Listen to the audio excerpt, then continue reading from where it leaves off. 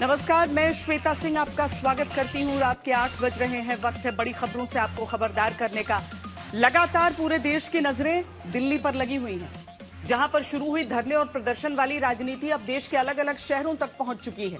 सरकार संसद में चर्चा को तैयार है, लेकिन मंत्री के इस्तीफे पर अड़े विपक्ष को इस्तीफे से कम कुछ भी मंजूर नहीं है। आज राहुल गांधी ने दिल्ली के इंदिरा भवन में छात्रों के खिलाफ लाठीचार्ज पर करीब 40 मिनट प्रेस कॉन्फ्रेंस की, तो बीजेपी ने कल पीएम आवास के बाहर तक आकर कांग्रेस की तरफ से किए गए प्रदर्शन के खिलाफ राज्यों में कांग्रेस दफ्तर के बाहर प्रदर्शन किया। जंतर मंतर पर सीजेपी का धरना जारी है। लेफ्ट के प्रदर्शन में पटना में जमकर बवाल हुआ। अनशन करते सोनम वांगचुक ने अस्पताल से चिट्ठी सरकार को लिखी है। इन सब के बीच मॉनसून सत्र के तीसरे दिन भी संसद ठप है। किसने क्या कहा है, कहां क्या हो रहा है, इसका वीडियो विवरण आपको हम दिखाएं, उससे पहले छात्रों के मुद्दे पर सबके स्टैंड को देख लीजिए। कांग्रेस साफ कह रही है कि बिना शिक्षा मंत्री के इस्तीफा दिए चर्चा नहीं करेंगे। राहुल गांधी की तरफ से प्रधानमंत्री से माफी मांगने की मांग भी की गई है और संसद मार्च के दौरान जिन लोगों को चोट लगी उन्हें जख्मी करने वाले पुलिसकर्मियों पर कार्रवाई हो। वहीं सरकार साफ कह रही है कि वो नीट पेपर लीक से लेकर छात्रों से जुड़े हर मुद्दे पर चर्चा के लिए तैयार है। सोनम वांगचुक से जेपी नड्डा और जितेंद्र सिंह कल रात मुलाकात कर चुके हैं। सूत्रों ने आज बताया कि सीजेपी के साथ जेपी नड्डा बात कर सकते हैं, यानी सरकार विपक्ष से लेकर प्रदर्शनकारी तक से बात कर रही है ताकि इस मुद्दे का हल निकले, समस्या का समाधान निकले।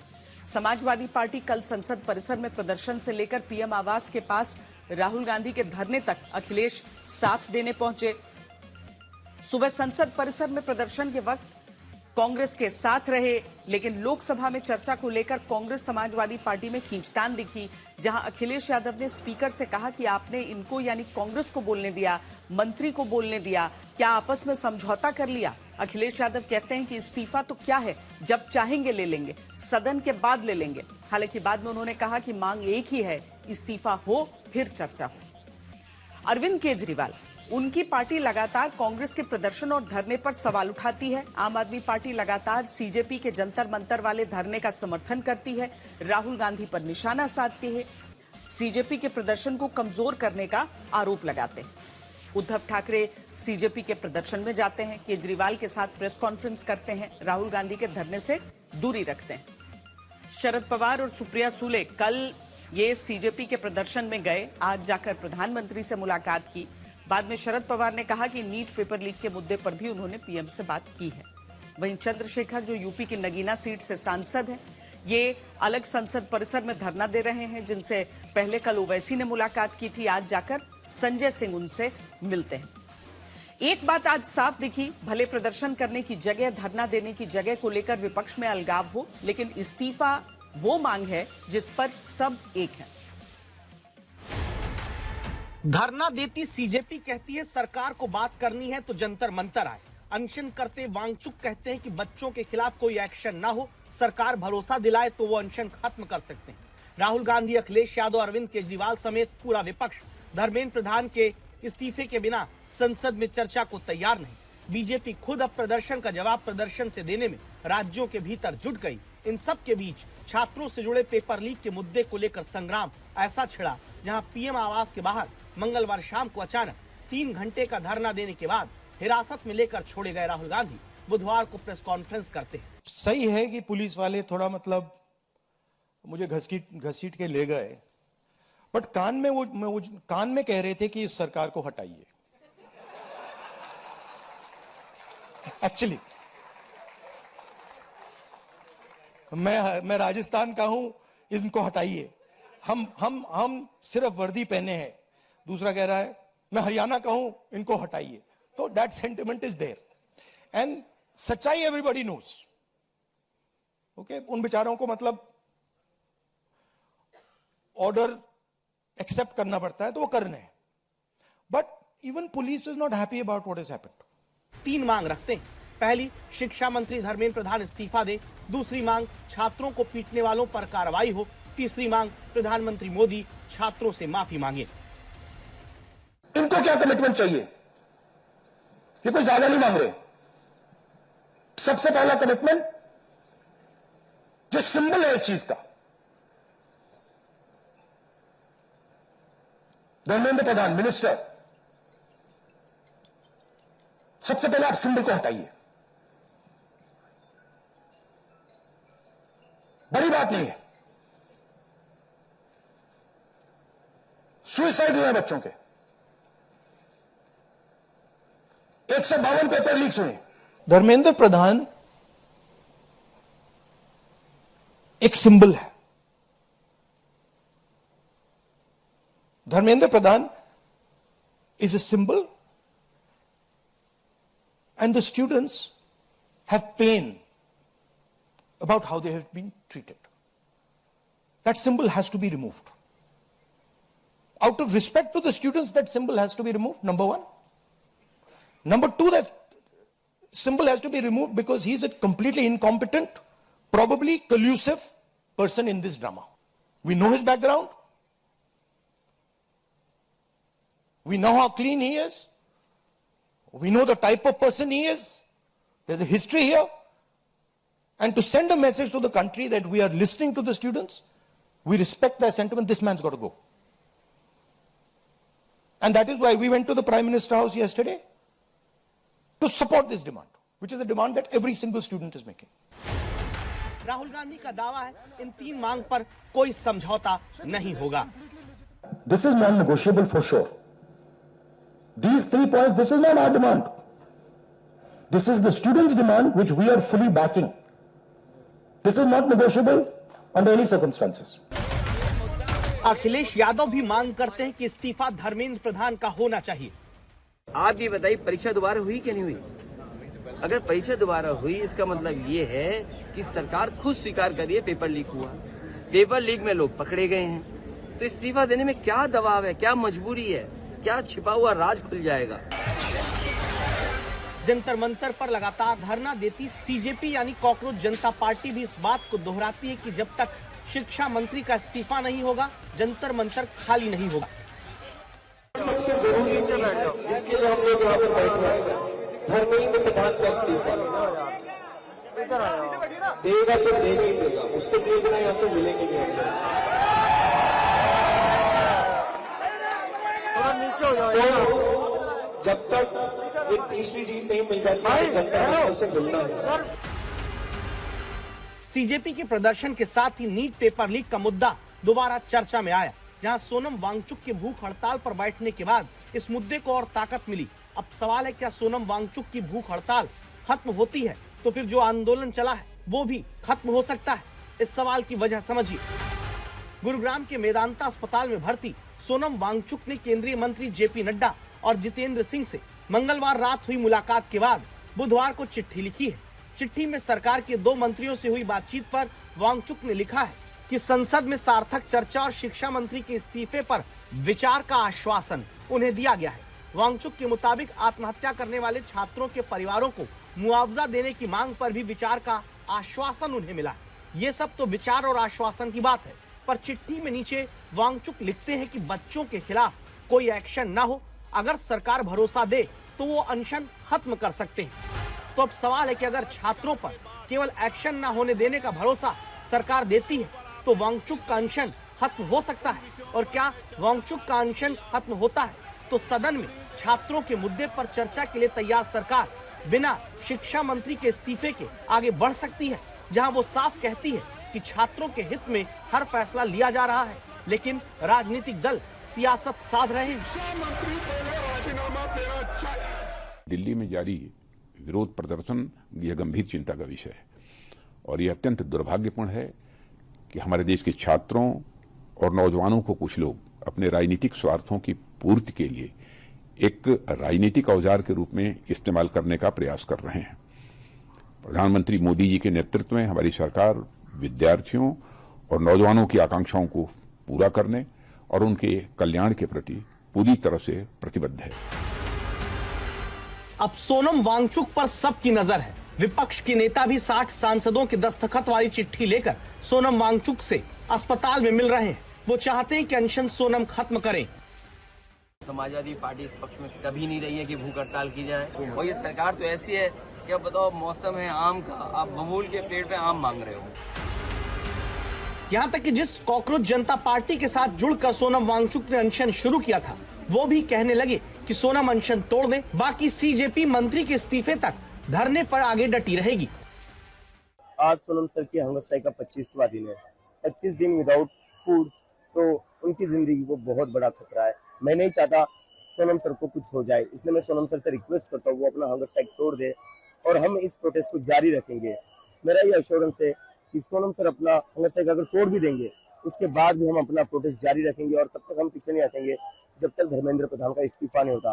और इसी के साथ मैं कहना चाहता हूँ कि हमारा जो प्रोटेस्ट है वो इसी तरह पीसफुली आगे बढ़ेगा। तो हमारे जितने भी सपोर्टर्स है, मेरी उनसे अपील है, आप इसी तरह पीसफुली अपना प्रोटेस्ट जारी रखिए। हम कहीं से भी कोई भी ऐसी गलत चीज नहीं करेंगे जिससे हमारे प्रोटेस्ट की बदनामी हो। इस तरह से ये दिख रहा है कि सोनम वांगचुक का अनशन टूटता है तो फिर जंतर मंतर पर धरना और संसद में सियासी संग्राम आगे भी जारी रह सकता है। बीजेपी के नेता लगातार कह रहे हैं कि जब सरकार ने नीट पेपर लीक होने के बाद दोबारा बिना किसी लीक या आपत्ति के परीक्षा करा ली, जब पहले लीक हुए पेपर के आरोपियों के खिलाफ कार्रवाई हुई है, जांच जारी है, तो फिर क्यों राजनीति? विपक्ष कहता है यह मुद्दा देश के करोड़ों छात्रों और उनकी उम्मीदों से जुड़ा है, इसीलिए जरूरी है। बीजेपी आरोप लगाती है कि असल में विपक्ष के बीच प्रदर्शन और आंदोलन का क्रेडिट लेने की लड़ाई है। विपक्ष इसे खारिज करता है, लेकिन क्या सच यही है? पार्लियामेंट्री अफेयर्स मिनिस्टर किरण रिजिजू जी ने बहुत स्पष्ट शब्दों में कहा है कि सरकार हर मुद्दे पर चर्चा करने के लिए तैयार है और इसके साथ साथ नीट में पेपर लीक और उससे निकलने वाली सारी गतिविधियों पर भी हमारी सरकार चर्चा करने के लिए तैयार है। आदरणीय नरेंद्र मोदी जी के नेतृत्व में चलने वाली सरकार एक पारदर्शी सरकार है और लोगों के पक्ष में हमेशा फैसला करने वाली सरकार है। और ये जो जन विरोधी गतिविधि इनकी चल रही है, इसकी हम लोग तीव्र भर्त्सना करते हैं। इनको प्रजातंत्र में कोई विश्वास नहीं है, न ही उनके मूल्यों के प्रति विश्वास है। ये इनका रवैया है।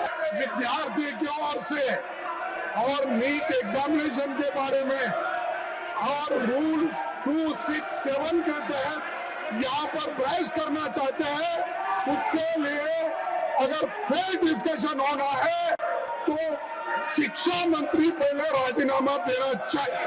धन्यवाद। जब वो राजीनामा नहीं देंगे, निष्पक्षपात चर्चा यहाँ नहीं होगी। इसीलिए अगर निष्पक्षपात चर्चा होना तो मैं रिक्वेस्ट करता हूँ गवर्नमेंट को वो रिजिग्नेशन दिलाए, चर्चा शुरू करेंगे।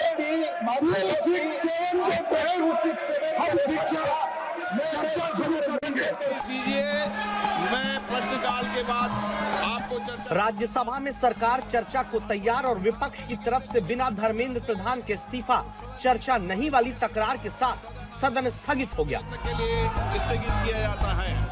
लेकिन इससे पहले एक सवाल यह आया कि जो अखिलेश यादव अपने दल बल यानी संगी साथी सांसद को लेकर राहुल गांधी के पीएम आवास के बाहर वाले धरने में शामिल होने पहुंचते हैं, मंगलवार को जो राहुल गांधी के साथ ही हिरासत में लिए जाते हैं, जो बस में बैठकर पुलिस हिरासत में अखिलेश यादव जाते हैं, बुधवार को जो काले कपड़े पहनकर विरोध जताते कांग्रेस के सियासी प्रदर्शन तक में साथ नजर आते हैं, क्या वो अखिलेश यादव कांग्रेस की इस पूरे मुद्दे पर अलग रणनीति या अलग क्रेडिट लेने की राजनीति से नाराज है? सवाल की वजह बुधवार दोपहर 12 बजे लोकसभा में दिखती है, जब सदन शुरू होता है और कांग्रेस से केसी वेणुगोपाल शिक्षा मंत्री को हटाए बिना चर्चा को तैयार नहीं होते। सर, हमारा डिमांड वेरी क्लियर है, education minister should be resign. आप चर्चा में if you accept adjournment motion पर चर्चा करो सर। संसदीय मंत्री जी, आप कुछ बोलना चाहते हैं? इस पर तुरंत संसदीय कार्य मंत्री किरण रिजिजू कहते हैं सरकार तो तैयार है। आप क्या बोलना चाहते हैं? सरकार ने आज पार्लियामेंट सदन में कह दिया कि नीट एग्जाम का पेपर लीक का मामला और उससे जुड़े हुए जो भी संबंधित मामले हैं उस पर पूरी तरह से चर्चा करने के लिए तैयार है। हमने पहले दिन से कहा कि सरकार कोई भी मुद्दे देश हित में और युवाओं के हित में जो भी आता है चर्चा के लिए हमेशा तैयार है, लेकिन उसके लिए किस नियम के तहत चर्चा करना है वो तो तय करना पड़ेगा। पार्लियामेंट के अंदर में चर्चा करने के लिए एक सिस्टम बनाया हुआ है। ये मुद्दा कांग्रेस, समाजवादी पार्टी, बीजेपी का नहीं है। इसके तुरंत बाद अचानक अखिलेश यादव खड़े होते हैं और थोड़ा तल्खी के साथ क्या कहते हैं सुनिएगा। आपने समझौता क्यों कर लिया फिर? ये मुद्दा कांग्रेस, समाजवादी पार्टी, बीजेपी का नहीं है। ये मुद्दा युवाओं और छात्र नौजवानों का है। तो आपने इनको बुलवा दिया, क्या समझौता कर लिया आपने? क्या आपने क्यों नहीं बोलने दिया हमें? अध्यक्ष आपको मैंने बोलने के लिए कहा, एक मिनट प्लीज। नहीं, आपने समझौता क्यों कर लिया फिर?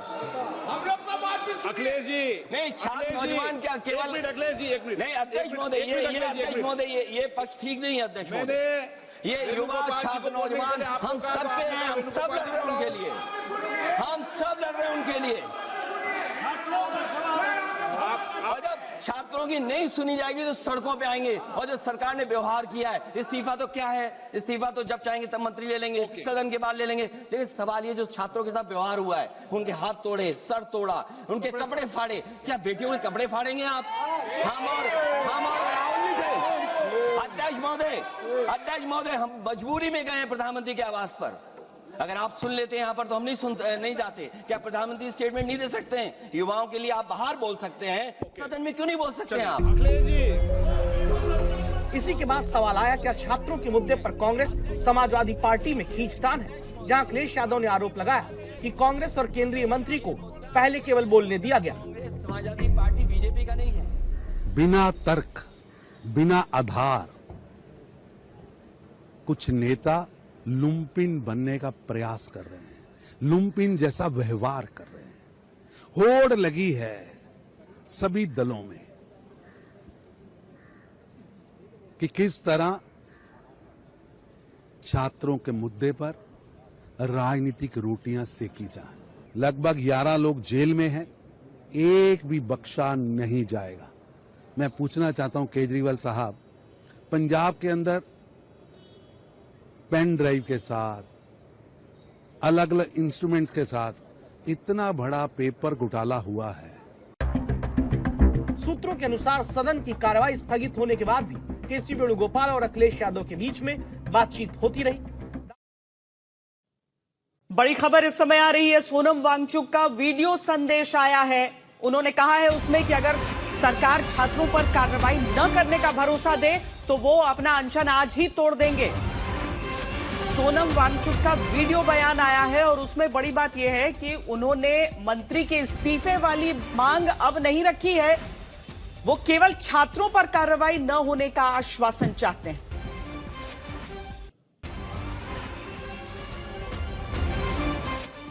बहुत से नेतागण आए अनशन तोड़ने की अपील के साथ, जिसमें शासक दल के मंत्री भी आए और सांसद लगभग 65 के हस्ताक्षर और यहाँ आकर अपील कर रहे हैं कि मैं अनशन तोड़ूं और वापस देश सेवा में लग जाऊं। मैं खुद भी ऐसा ही करना चाहता हूं। मेरे लिए मेरा काम बहुत ज़रूरी है, मगर मैं सरकार से विनती करता हूं कि वो और ऐसे ताकत बल का प्रयोग न करें बच्चों पर। और दूसरी बात, उन पर आरोप और FIR जिससे कि उन्हें सताया जा सके जेल या पुलिस द्वारा, ये न करने की मुझे आश्वासन चाहिए।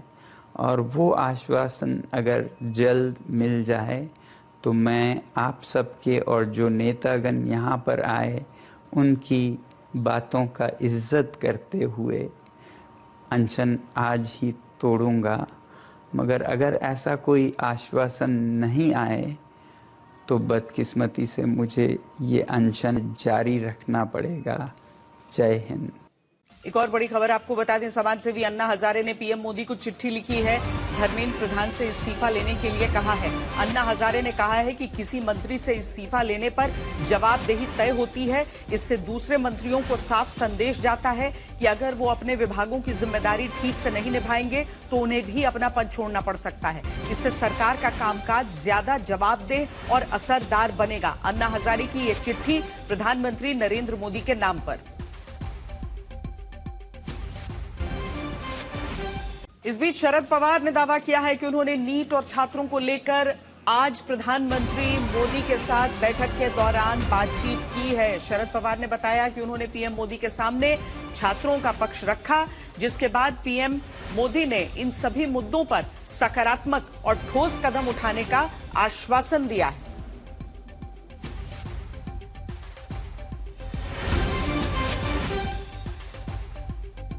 राहुल गांधी ने पीएम मोदी के आवास के बाहर धरने के खिलाफ आज बीजेपी ने देश भर में कांग्रेस दफ्तरों को घेरने की कोशिश की। कांग्रेस की तरफ से भी इसका जवाब दिया गया और बीजेपी दफ्तर घेरने की कोशिश की गई। इस दौरान बीजेपी और कांग्रेस कार्यकर्ताओं की पुलिस से झड़प हुई। पटना में तो बीजेपी और कांग्रेस के कार्यकर्ताओं के बीच भी झड़प हो गई।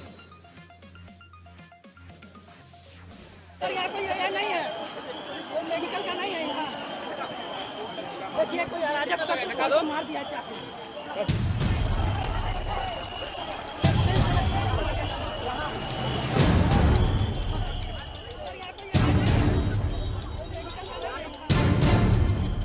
नीट पेपर लीक के खिलाफ प्रदर्शन के दौरान पटना में कई पुलिस वाले घायल हो जाते हैं। एक दो लोग जो आए लग रहे नए आए हैं, पत्थर मार आगे। आइसा और छात्र संगठनों का मार्च प्रतिबंधित इलाके में पहुंचता है तो पुलिस ने हटाने के लिए यहां लाठीचार्ज किया। 100 मीटर की दूरी पर सीएम आवास है, राजभवन है, तमाम यहाँ पर आप देखिए उप मुख्यमंत्री का आवास के बगल में है, ये डिप्टी सीएम का आवास है विजय कुमार सिन्हा का, यहाँ पहुंचे हुए थे। स्पीकर का आवास है यहाँ पर, खुद चीफ सेक्रेटरी का आवास है। यानी कि ये पूरी तरीके से वीवीआईपी जोन है जहाँ पर तकरीबन घंटे भर तक प्रदर्शनकारियों ने जमकर उत्पात मचाया। पटना में मुख्यमंत्री आवास के पास पत्थरबाजी भी हुई। इस दौरान एक महिला पुलिसकर्मी का सिर फट जाता है। पुलिसकर्मी, महिला पुलिसकर्मी के सर से खून निकल रहा है। श्वेता, अगर आपको हम दिखाएं, ये देखिए महिला पुलिसकर्मी के सर से यहाँ देखिए खून निकल रहा है। छोटी कुमारी सिंह इनका नाम है। इनको देखिए, इनको चोट आई है। छोटी पत्थर कैसे चोट लगा है? यहाँ भी देखिए, यहाँ भी गंभीर चोट यहाँ पर आई है। और देखिए अब यहाँ से थोड़ा सा दूर करने की कोशिश जो है वो की जा रही है। अब यहाँ से जो प्रदर्शनकारी थे उनको और थोड़ा बाहर पीछे ढकेल दिया गया है और ज्यादा संख्या में अब एसएसबी को बुला लिया गया है। पटना में मुख्यमंत्री आवास के बाहर प्रदर्शन के बाद पुलिस लाठीचार्ज करती है। प्रदर्शनकारियों को पुलिस पीटती है। इस दौरान कई छात्र सड़क पर लेट गए। पुलिस घसीटकर उन्हें अपने साथ ले गई। छात्रों को गाड़ियों में बैठाकर ले जाया गया। रहे हैं पटना के सबसे वीवीआईपी जोन, जहां पर मुख्यमंत्री आवास, जहां पर राजभवन, गवर्नर रहते हैं, और यहां पर जो घुस आए हैं सब ये कार्यकर्ता जो प्रदर्शनकारी हैं, आइसा के हैं, सीजेपी के अपने आप को बता रहे हैं। और जिस तरीके से इन लोगों ने वीवीआईपी जोन में एक तरीके से कहें तो डेरा डाल लिया है, उसके बाद यहाँ पर जबरदस्त बवाल देखने को मिल रहा है। पुलिस को अभी लाठीचार्ज करना पड़ा है। लाठीचार्ज करके जो तमाम प्रदर्शनकारी थे उनको यहाँ से भगाने की कोशिश की जा रही है। प्रदर्शनकारी एक बार फिर डाक बंगला पहुंचते, यहाँ छात्रों ने जमकर पत्थरबाजी, कई पुलिस की गाड़ियों में तोड़फोड़ की गई। आईपी जोन को किस तरीके से तकरीबन घंटे भर तक जो है प्रदर्शनकारियों ने अपने कब्जे में रखा, उसके बाद पुलिस को मुशक्कत करनी पड़ी। पटना पुलिस के आला अधिकारी जो हैं यहाँ पे भारी संख्या में आप देखिए पहुंचे, उसके बाद ही जो है स्थिति जो है काबू में आ पाया है और कई पुलिसकर्मी जो हैं इसमें चोटिल भी हुए हैं, ये भी हमने दिखाया। इधर देखिए पत्थरबाजी की तस्वीरें, आप देखिए किस तरीके से पत्थरबाजी भी की गई है प्रदर्शनकारियों की तरफ से। ये देखिए ये तस्वीरें, इस रोड पे देखिए, इस वीवीआईपी जोन वाले रोड पे देखिए, आपको सिर्फ पत्थर ही पत्थर नजर आएगा। और ये इस बात की तस्दीक करता है कि किस तरीके से पत्थर रोड़े पत्थर लेके जो है या फिर उनका इस्तेमाल यहाँ पर किया गया है पुलिस पर हमला करने के लिए। इससे पहले पुलिस ने छात्रों को डाक बंगला चौराहे पर बैरिकेडिंग करके रोका। यहाँ करीब 1 घंटे तक छात्रों ने सरकार के खिलाफ नारेबाजी की, बैरिकेडिंग पर चढ़ गए। पुलिस ने कई बार उन्हें हटने को कहा, लेकिन वो पीछे नहीं हटे तो पुलिस ने प्रदर्शन कर रहे छात्रों पर वाटर कैनन का इस्तेमाल किया। पुलिस ने आंसू गैस के गोले भी यहां पर दागे। पटना में कांग्रेस और बीजेपी नेताओं के बीच भी जमकर लाठी डंडे चले हैं। यहां बीजेपी नेता कांग्रेस ऑफिस के सामने प्रदर्शन करने पहुंचे थे। इस दौरान दोनों ओर से डंडे और पत्थर चलाए जाते हैं। बीजेपी नेताओं का आरोप है कि कांग्रेस नेता पहले से पत्थर और डंडे लेकर मारपीट के लिए तैयार बैठे थे। दोनों पार्टियों के बीच मारपीट के दौरान शुरुआत में पुलिस चुपचाप खड़ी नजर आई। इसके बाद मामला बढ़ने पर पुलिस ने एक्शन लिया। पटना में बीजेपी कार्यकर्ता बड़े पैमानों पर सड़कों पर उतरे।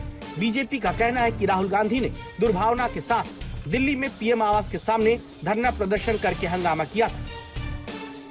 कांग्रेस के गुंडे मवाली पत्थर प्रोटेस्ट का अधिकार लेंगे, पत्थर फेंक रहा है, ईंटा फेंक रहा है। प्रदर्शन करने वाले बीजेपी कार्यकर्ताओं पर पानी की बौछार का इस्तेमाल कर काबू किया गया। पटना की तरह कांग्रेस और बीजेपी कार्यकर्ताओं का रांची में भी आमना सामना होता है। बीजेपी कांग्रेस दफ्तर के बाहर प्रदर्शन करने पहुंचती है तो कांग्रेस कार्यकर्ता झंडे बैनर लेकर अपने पार्टी दफ्तर के बाहर खड़े हो जाते हैं।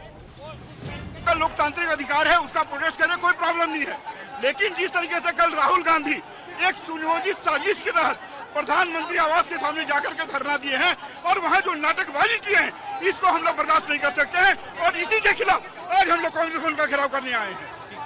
कांग्रेस भवन का घेराव का कार्यक्रम है। बीजेपी कार्यकर्ताओं में बेहद नाराजगी है।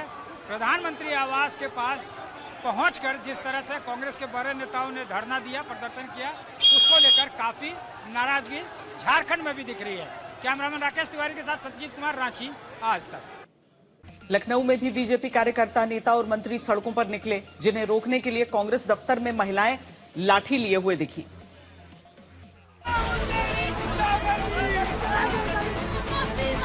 प्रधानमंत्री आवास के बाहर राहुल गांधी के धरना देने की गूंज लखनऊ में भी सुनी गई। जब बीजेपी और कांग्रेस कार्यकर्ताओं के बीच नौबत धक्का मुक्की तक जा पहुंचती है। बीजेपी के कार्यकर्ता कांग्रेस कार्यालय का घेराव करने जा रहे थे। पुलिस ने उन्हें रोका तो फिर वो भड़क गए। नारेबाजी करते हुए बीजेपी कार्यकर्ता बैरिकेडिंग पर चढ़ गए। देखेंगे तो पीछे यहाँ पर पुलिस फोर्स तैनात है और यहीं पर ये बैरिकेडिंग लगा दी गई क्योंकि आगे ना जा पाए, इस वजह से रोक दिया गया। कई भाजपा के जो कार्यकर्ता हैं, वरिष्ठ नेता हैं, सभी इस पूरे प्रोटेस्ट में शामिल रहे। और मुर्दाबाद, हमारी मांग है इनको जेल भेजा जाए, जो इनकी हरकत है भेजा जाए इनको। कांग्रेस मुख्यालय के अंदर कार्यकर्ता बीजेपी के विरोध का सामना करने को तैयार दिखे। यहां कांग्रेस की महिला कार्यकर्ताओं ने लाठी हाथों में लेकर नारेबाजी की। लखनऊ में कांग्रेस दफ्तर की एक और तस्वीर दिखती है, जिसमें कांग्रेस कार्यकर्ता मुख्यमंत्री आवास की तरफ कूच करने को तैयार दिखे, लेकिन उन्हें पुलिस ने बैरिकेडिंग लगाकर रोक दिया। ऐसा ही टकराव गुजरात में दिखा, जहां बड़ी तादाद में कांग्रेस दफ्तर का घेराव करके नारेबाजी की। कांग्रेस के प्रदेश अध्यक्ष की अगुवाई में यहां पे विरोध प्रदर्शन किया गया, लेकिन उसमें 150 से ज्यादा कांग्रेस के नेता कार्यकर्ताओं को हिरासत में ले लिया गया। लेकिन दोपहर को 2 बजे के बाद बीजेपी ने कांग्रेस मुख्यालय पर आकर आज विरोध प्रदर्शन किया है। तस्वीरों में भी आप देख पा रहे हैं, लगभग 2 से 5 मिनट पहले ही यहां से पुलिस ने बीजेपी के नेता कार्यकर्ताओं को यहां से दूर कर दिया है, लेकिन अभी भी बैरिकेडिंग्स और पुलिस की भारी संख्या में मौजूदगी तस्वीरों में भी साफ तौर पर देखने को मिल रही है। कांग्रेस के अध्यक्ष ने आज सुबह भी यहाँ पे विरोध प्रदर्शन किया था और धर्मेंद्र प्रधान का इस्तीफा मांगा है। साथ ही में कहा है, जिस प्रकार से कल नेता विपक्ष के साथ व्यवहार पुलिस कर्मियों द्वारा दिल्ली में किया गया, उसके चलते प्रधानमंत्री और गृह मंत्री माफी मांगी। ये गलत बात है, क्योंकि कल जो भी धरना प्रदर्शन किया, उन्होंने कानून को अपने हाथ में लिया है। कानून अगर आप हाथ में लोगे तो कानून का काम करेगा। पीएम आवास के बाहर राहुल गांधी के धरने को लेकर बीजेपी और कांग्रेस देश भर में एक दूसरे के खिलाफ शक्ति प्रदर्शन कर रहे हैं। बेंगलुरु में बीजेपी कार्यकर्ताओं ने प्रदर्शन की कोशिश की, पुलिस ने उन्हें हिरासत में ले लिया। इधर आंध्र प्रदेश की विजयवाड़ा में बीजेपी कार्यकर्ताओं ने कांग्रेस दफ्तर के बाहर प्रदर्शन और नारेबाजी की। हालात तनावपूर्ण होते उससे पहले ही पुलिस ने हालात संभाल लिए। जयपुर में बीजेपी और कांग्रेस के कार्यकर्ताओं को रोकने में पूरा दिन पुलिस व्यस्त रही। केंद्रीय शिक्षा मंत्री धर्मेंद्र प्रधान के इस्तीफे की मांग को लेकर जयपुर में कांग्रेस लगातार दूसरे दिन सड़क पर उतरी, तो बीजेपी कार्यकर्ता पीएम आवास पर राहुल के धरने के खिलाफ कांग्रेस दफ्तर घेरने उतरे।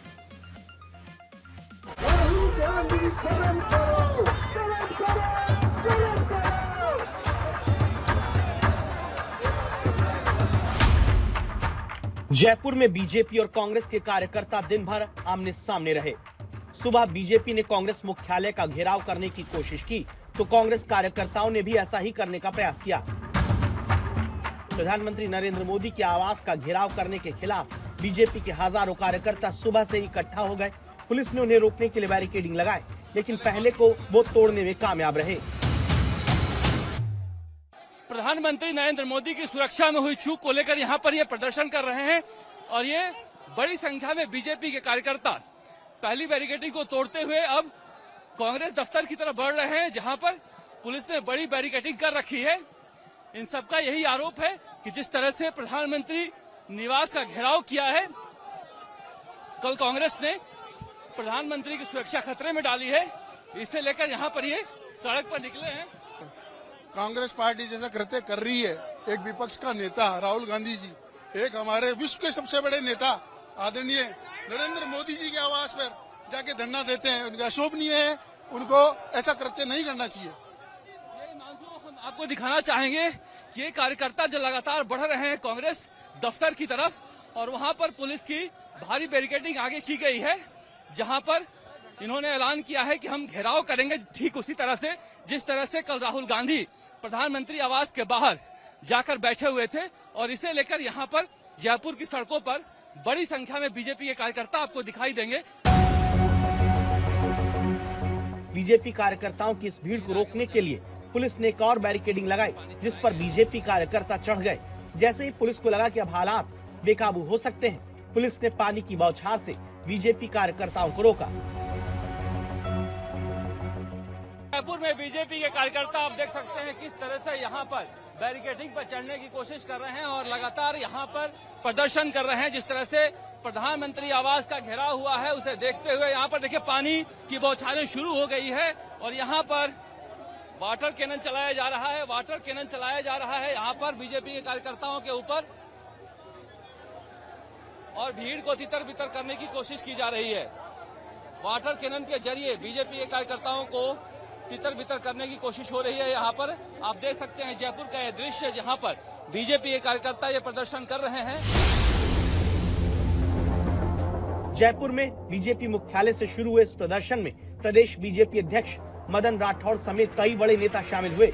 मुख्यालय से रवाना हुए कार्यकर्ता हाथों में तख्तियां, बैनर और बीजेपी के झंडे को लेकर राहुल गांधी के खिलाफ जोरदार नारेबाजी करते हुए आगे बढ़ते हैं।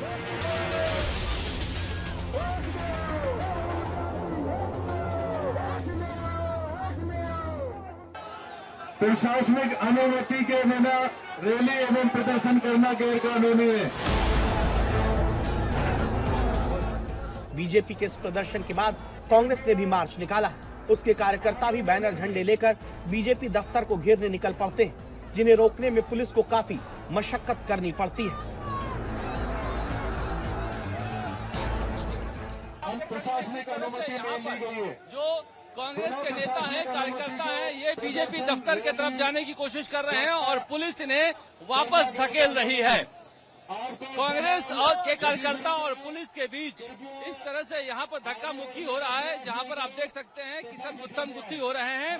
दिन में जो बीजेपी के कार्यकर्ता थे वो प्रधानमंत्री आवास पर राहुल गांधी ने धरना दिया था, उसके खिलाफ कांग्रेस दफ्तर की तरफ कूच किए थे, तो अब ये बीजेपी मुख्यालय का घेराव करने कांग्रेस के निकले हैं। आज धर्मेंद्र प्रधान को इस्तीफा देना चाहिए था, लेकिन जंतर मंतर पर जिस तरीके से अन्यायपूर्ण तरीके से जो नौजवानों पर बर्बरतापूर्वक लाठीचार्ज किया गया, कल हमारे नेता राहुल गांधी जी के साथ जो व्यवहार किया गया वो बिल्कुल निंदनीय है। कांग्रेस कार्यकर्ताओं को आगे बढ़ने से रोकने के लिए पुलिस ने वाटर कैनन का इस्तेमाल किया। इसके बावजूद कार्यकर्ता आगे बढ़ने का प्रयास करते रहे, जिसके बाद पुलिस ने कई प्रदर्शनकारियों को हिरासत में लेना शुरू कर दिया। पूरे देश के अंदर इतना आक्रोश फैला और आक्रोश की चपेट में सब लोग आए, ये बीजेपी वाले हो चाहे वो जनता पार्टी, जितने लोग थे वो सब आए। आखिर में सत्ता से उनको हटना पड़ा और इंदिरा गांधी की हवा चली। अब जो हरकत कल की है राहुल गांधी के साथ में, ये हरकत भी ले डूबेगी इन लोगों को। पूरे देश में घर घर के अंदर आक्रोश पैदा हो गया है। इस प्रदर्शन में पूर्व मुख्यमंत्री अशोक गहलोत, प्रदेश कांग्रेस अध्यक्ष गोविंद सिंह डोटासरा समेत कांग्रेस के कई बड़े नेता और पूर्व मंत्री शामिल हुए।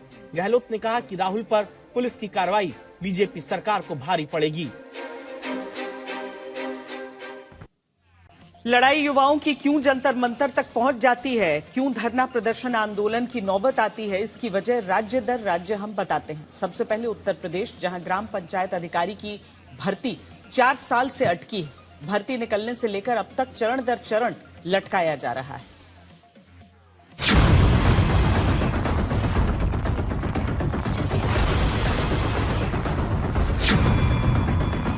हाथ में बैनर, कंधे पर केवल एक बैग नहीं बल्कि सरकारी नौकरी पाने की उम्मीद टांगे ये वो बेरोजगार युवा हैं जो थक चुके हैं प्रदर्शन करते करते। 2023 में निकली भर्ती में 2026 आधा बीत जाने के बाद भी नियुक्ति न मिल पाने के बाद हताश होकर उत्तर प्रदेश की राजधानी लखनऊ में डिप्टी सीएम के घर के बाहर गुहार लगाने पहुंचे हैं। ग्राम पंचायत अधिकारी की ये भर्ती, आप अगर पदों की बात करेंगे तो 1468 यानी कि 1450 के ऊपर ये पद हैं। 200-300 के ऊपर ये लड़के लड़कियां यहाँ खड़े हैं। सामने डिप्टी सीएम ब्रजेश पाठक का आपको आवाज दिखाई पड़ेगा। डिप्टी सीएम की चौखट पर इसलिए इनको आना पड़ा है क्योंकि पंचायती राज मंत्री के यहाँ इनकी सुनवाई नहीं हो पाई है, या जो डिपार्टमेंट है वो इनकी नहीं सुन पाया है। आदरणीय सेवा चयन आयोग के दफ्तर भी कई बार जा चुके हैं लेकिन कुछ नहीं हुआ है।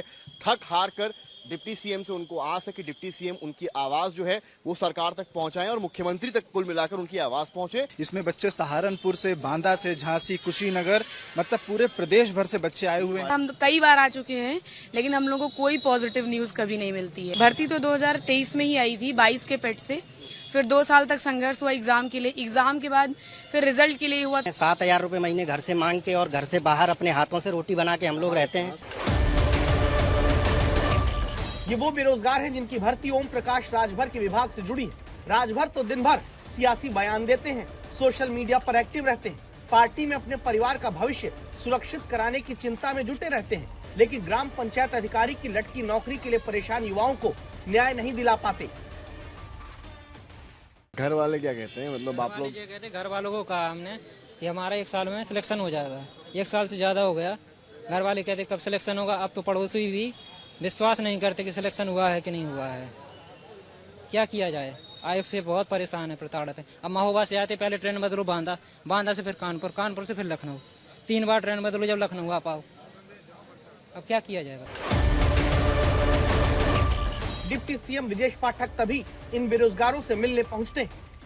मेरे भाई है, मैं अभी बात करूंगा और रिजल्ट बाबू जल्दी घोषित कराएंगे, घबराओ नहीं, अभी करा अभी बच्चों को मिठाई तो खिलाओ यार। तो ज्ञापन ले लिया है, ये ज्ञापन की कॉपीज हैं, डिप्टी सीएम साथ में हैं और यहाँ पर जो है उनसे समझ रहे हैं कि और आयोग से बात करने के लिए कहा है। अब उनके प्रतिनिधि जो हैं वो आयोग को फोन मिला रहे हैं। आज तक के कैमरे के सामने ही उप मुख्यमंत्री ने यूपी SSS से जुड़े अफसरों को फोन मिलाकर 2023 की ग्राम पंचायत अधिकारी की लटकी भर्ती पर सवाल किया और आश्वासन दिया है। ग्राम पंचायत अधिकारी वाला रिजल्ट नहीं निकला है और 9 महीना हो गया है। बच्चे हमारे पास आए हैं, बहुत दुखी हैं, इनकी मदद करके जल्दी से जल्दी निकाल दो। ये मेरे भाई हैं सब। कब तक निकलेगा? अच्छा ठीक है, निकाल देना भैया। ये हमारे बच्चे हैं, बहुत दिन से परेशान है, निकाल देना भैया। ठीक है, धन्यवाद। ऐसा है, अभी 2 रिजल्ट निकले, तीसरे तुम्हारा नंबर है। ये मान चलो महीना 1.5 महीने में रिजल्ट निकल जाएगी और घबराना नहीं तुम्हें। आज तक लगातार इस मुद्दे को उठा रहा है और अगले 1.5 महीने बाद अगर भर्ती पूर्ण नहीं होती है तो आज तक एक बार फिर डिप्टी सीएम की चौखट पर पहुंचेगा, एक बार फिर अभ्यर्थियों की आवाज बनेगा और एक बार फिर इन भर्तियों के खिलाफ खबरदार करेगा। कैमरामैन गौरव के साथ समर्थ श्रीवास्तव, लखनऊ आज तक। कहीं भर्ती में देरी, कहीं पेपर लीक, कहीं भर्ती परीक्षा में नकल, सियासत सब करते हैं, जरूरत समाधान की है। जैसे पंजाब की खबर है जहां फार्मासिस्ट भर्ती परीक्षा में नकल करवाते 26 लोगों को गिरफ्तार किया गया है जबकि 4 की तलाश जारी है। ये लोग पेन लगे कैमरा और वायरलेस माइक्रो डिवाइस के जरिए नकल करा रहे थे। अब विपक्ष कह रहा है कि जो आम आदमी पार्टी दिल्ली में प्रदर्शन कर रही है वो अपने राज्य में क्यों नहीं भर्ती में नकल रोक पाई।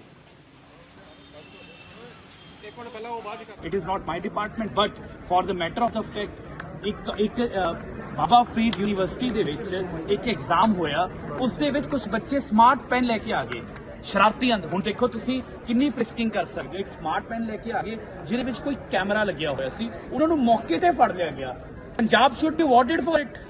ਇਹਦੇ ਲਈ ਤਾਂ ਤੁਹਾਨੂੰ ਸ਼ਾਬਾਸ਼ੀ ਮਿਲਣੀ ਚਾਹੀਦੀ ਹੈ ਮੈਮ। ਤੁਸੀਂ ਕਹਿ ਰਹੇ ਹੋ ਅੱਛਾ, ਪਰ ਫਿਰ ਵੀ ਕੋਈ ਗੱਲ ਨਹੀਂ ਮੈਮ। ਮੈਂ ਤਾਂ ਘਰੋਂ ਜਦੋਂ ਨਿਕਲਿਆ ਸੀ 2011 ਦੇ ਵਿੱਚ ਕੱਲਾ ਨਿਕਲਿਆ ਸੀ, ਪਰਸੋਂ ਵੀ ਜੰਤਰ ਮੰਤਰ ਤੇ ਕੱਲਾ। If my resignation can improve the education system any time. उच्च शिक्षा के लिए हर साल करोड़ों छात्र कॉलेजों में दाखिला लेते हैं, लेकिन गांव के कई छात्र और छात्राएं कॉलेज दूर होने की वजह से उच्च शिक्षा से दूर हो जाते हैं।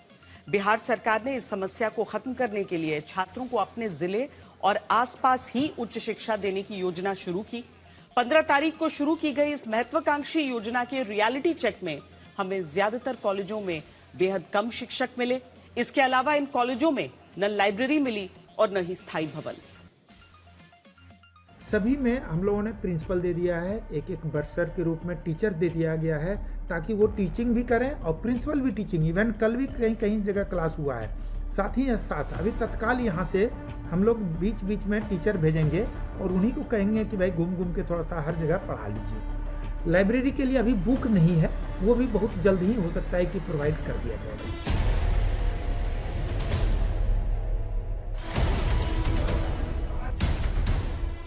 बिहार में ये उन 211 डिग्री कॉलेज का हाल है जो 15 जुलाई से आनन फानन में शुरू तो कर दिए गए, लेकिन न तो कॉलेज की इमारत का पता है न टीचर का।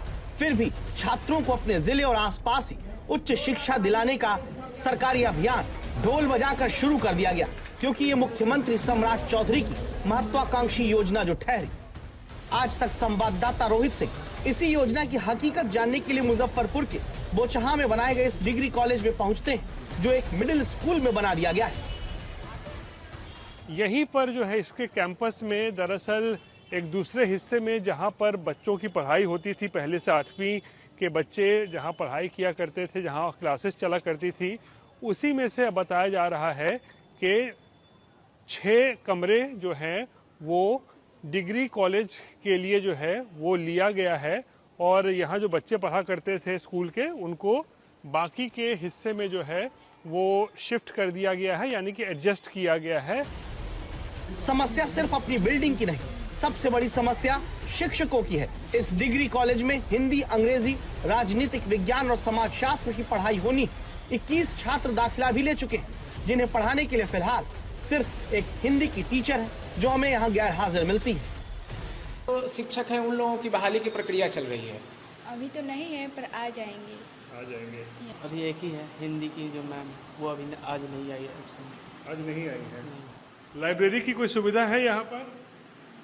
अभी लाइब्रेरी का भी सुविधा नहीं, अभी तो नया ना कॉलेज खुला, तो आगे चल के ना होगा। तो मुजफ्फरपुर के इस डिग्री कॉलेज में न टीचर है और न ही लाइब्रेरी।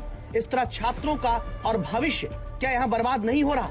जबकि पूरे बिहार में ऐसे डिग्री कॉलेज में 15 तारीख तक 1,35,000 छात्र दाखिले के लिए आवेदन कर चुके हैं।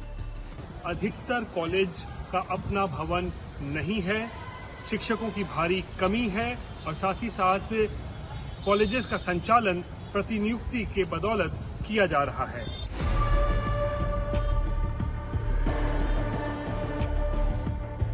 सिवान के इस डिग्री कॉलेज का हाल भी हमें अलग नहीं मिला, जो एक हाई स्कूल में चल रहा है।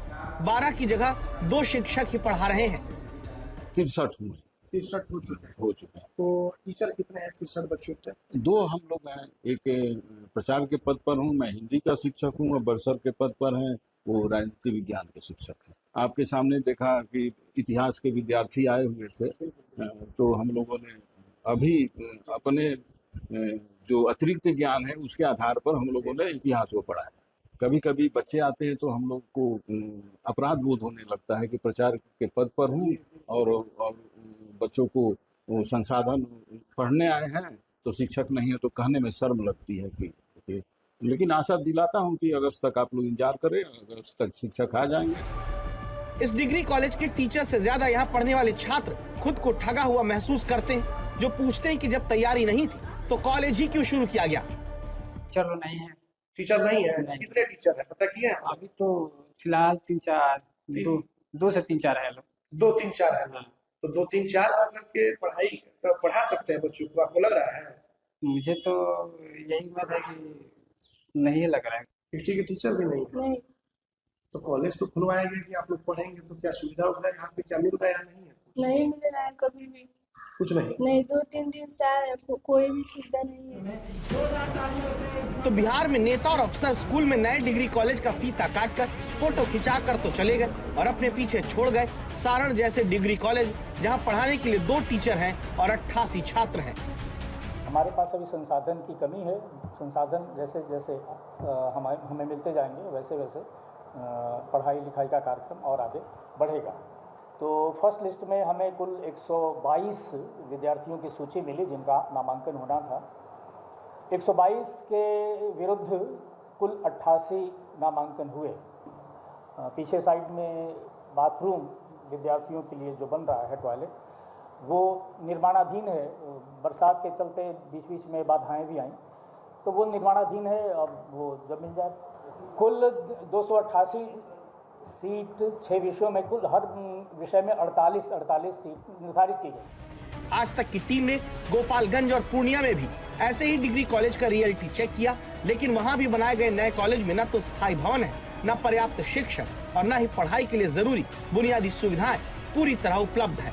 पूर्णिया के डिग्री कॉलेज में लाइब्रेरी है, लेकिन किताबें नहीं। अब इन कॉलेज में पढ़ने वाले छात्र पूछते हैं कि जब बिल्डिंग और टीचर तक का इंतजाम सरकार कर नहीं पाई, तो फिर उसने ये कॉलेज क्यों शुरू किए? ये सवाल हमने बिहार के उच्च शिक्षा विभाग के मंत्री संजय सिंह टाइगर से पूछा है। उसको चिन्हित किया गया है और उसको भी कैसे पूरा किया जाए वो प्रयास हो रहा है और बहाली प्रक्रिया शुरू होने वाली है। उसका विज्ञापन भी आ चुका है। एक जरूर बात आ रही है कि फिर इतनी जल्दबाजी में क्यों फिर कॉलेज खोल दिया गया? अभी शिक्षकों की बहाली पूरी हुई नहीं है। ये जल्दीबाजी में नहीं, ये पहले से घोषित था कि जुलाई में हम शुरू करेंगे, सत्र प्रारंभ हो जाएगा। तो जुलाई में हमने शुरू किया।